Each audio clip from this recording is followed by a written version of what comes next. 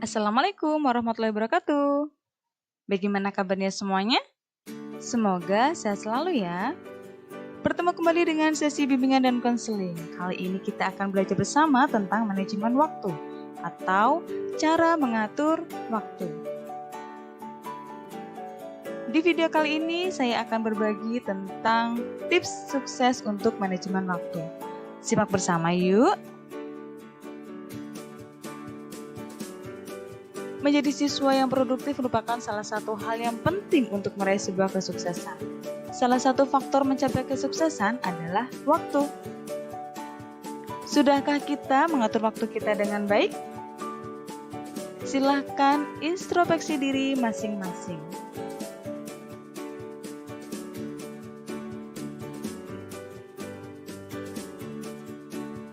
Tips sukses manajemen waktu yang pertama, membuat to-do list. Buatlah jadwal harian, baik untuk kegiatan di rumah ataupun kegiatan belajar di sekolah. Silahkan, buatlah rincian kegiatan harianmu mulai dari bangun tidur sampai menjelang tidur. Seperti halnya di sekolah ada jadwal pelajaran. Seperti itu pula kita membuat rincian harian dalam sebuah kehidupan. 2. Tentukan prioritas. Buatlah skala prioritas pada kegiatan yang akan dilakukan. Prioritas utama berada di urutan teratas karena merupakan hal yang penting. Salah satu tugas utama seorang siswa adalah belajar. Maka, jadikanlah waktu untuk belajar menjadi prioritas utama. Misal, di sekolah ditentukan jam pembelajaran daring mulai pukul 8 pagi sampai 11 siang. Maka, prioritas utama seorang siswa adalah belajar. Pada pukul 8 sampai 11 siang, prioritaskan waktu tersebut untuk belajar, bukan untuk bermain-main. 3. Tidak menunda-nunda. Nah, siapa nih yang masih suka menunda-nunda mengerjakan tugas? Itulah mengapa jadwal yang kita buat itu sangat penting dan bermanfaat untuk diri kita sendiri.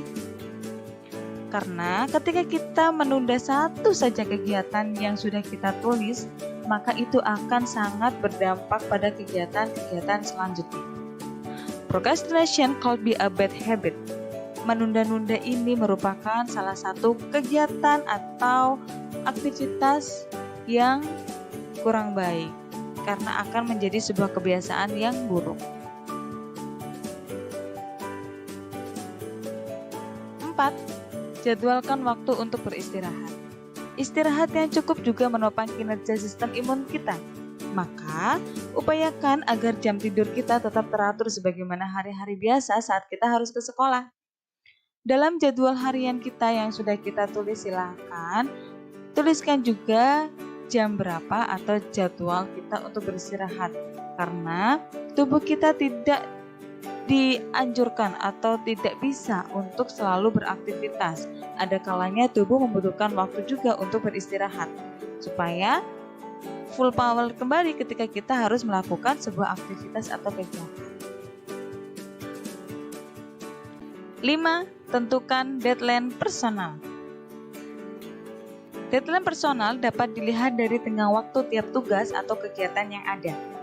Jika deadline tersebut memiliki waktu yang sedikit, maka dapat dilakukan terlebih dahulu, supaya tidak melebihi batas waktu yang ditentukan. Misal, hari ini ada pelajaran PKN dan matematika. Guru PKN memberikan tugas maksimal dikumpulkan nanti siang pukul 12. Guru matematika memberikan tugas yang maksimal dikumpulkan jam 12 besok siang. Maka pelajaran mana dulu yang harus kita kerjakan? Ya, betul sekali. Kita harus mengerjakan yang deadline-nya paling dekat, yaitu pelajaran PKN. Setelah itu, kita kerjakan pelajaran matematika. Jadi tentukanlah deadline mana yang harus kamu kerjakan terlebih dahulu sesuai dengan deadline yang ditentukan. Supaya deadline yang sudah kita catat dapat dikerjakan dengan baik dan tidak ada yang terlewat.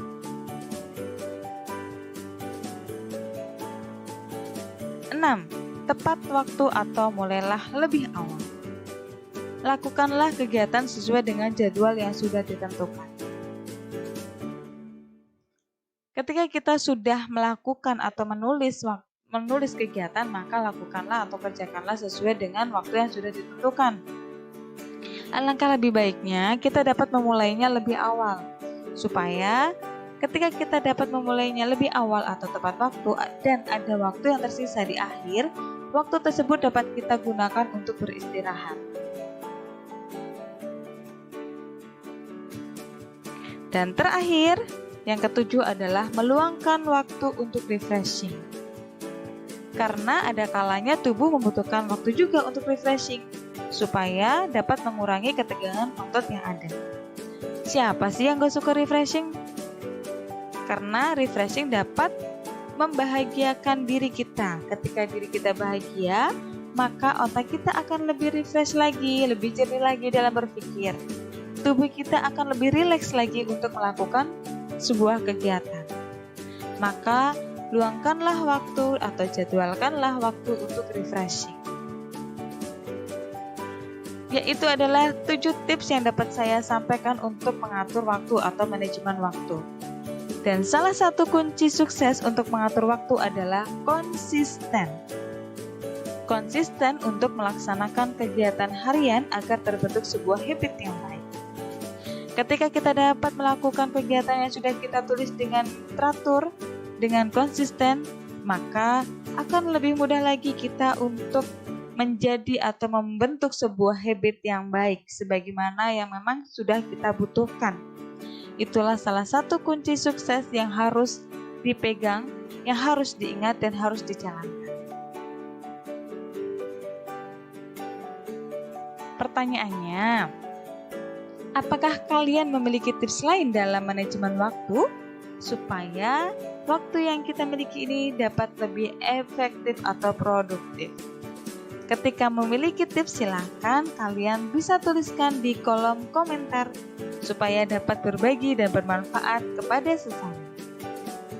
Sekian video dari saya, semoga bermanfaat untuk kita semua. Wassalamualaikum warahmatullahi wabarakatuh.